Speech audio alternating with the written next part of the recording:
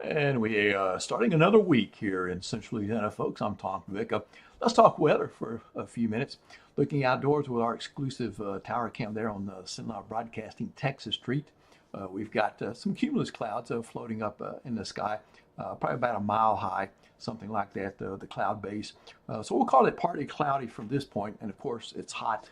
Been a hot day everywhere in Sinlaw. Going into Toledo, Maine, a little bit less cloudiness up in the sky, mostly sunny, I would say, in that direction, and don't see any traffic moving back on the tower cam there. Maybe a little too hot even to be out on Toledo Bend. All right, so talking about the significant heat, we're there, and another Gulf watch, another surface low is going to develop and move across the Gulf of Mexico, it looks like.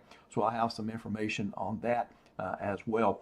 So radar indicating looks like it will probably be a 0% day here in Sinlaw. That was my forecast. We see a couple of very small scale showers well to the south in the Lafayette area, the I-10 corridor in that direction. Don't know if they'll get up into our far southern parishes, but if it's not 0%, it could be close to it.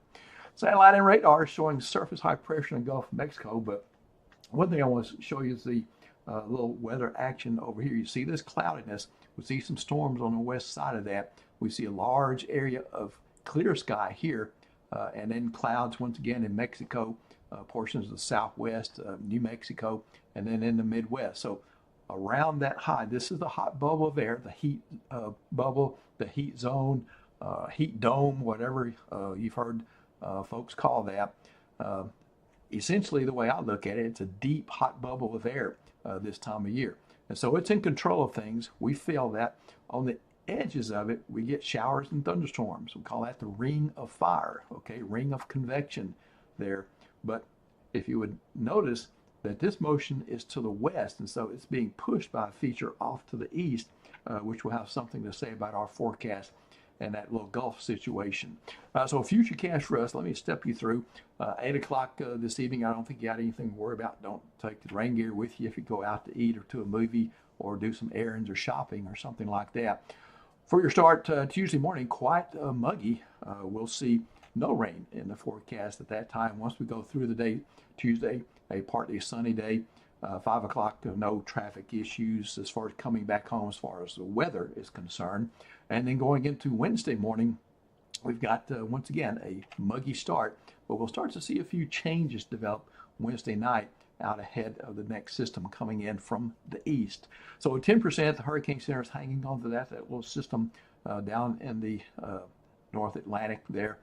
And it's got about a day or two window if it's going to develop into anything. The chances even of that happening are quite low. And then it's going to kind of go to sleep for a while until it might encounter, as it moves further to the northwest, some more favorable conditions, and it fires back up. But for now, it's 10%, and that's not a player in our forecast. So Futurecast is showing the surface low and the upper level energy coming through the Gulf of Mexico, taking a path similar to what the AL93 did, coming across Florida Peninsula. AL93 was a little bit further south than this one, but this one is going to follow kind of the same pattern. And in that process, the upper level high, the heat dome, is going to weaken. The system that causes this surface low to form is going to eat away the southeastern part of that high pressure.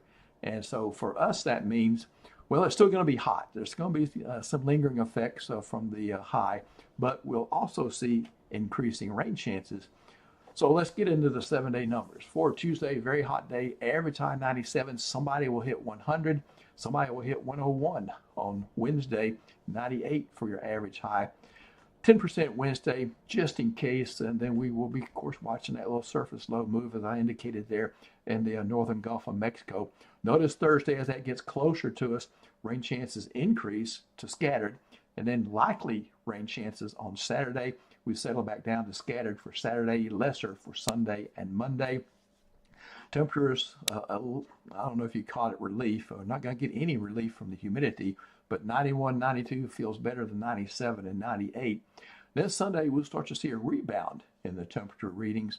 Max temperatures there, 93 and back to 96 on Monday, as another hot bubble of air looks like it's going to develop in an area that might keep us above normal And you notice yesterday, day before yesterday, I did that 8 to 14 day outlook, which indicates the forecast is going to be hot heading into August.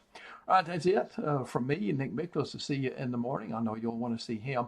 And I'll be back about this time for your Tuesday, and hope your Tuesday is terrific.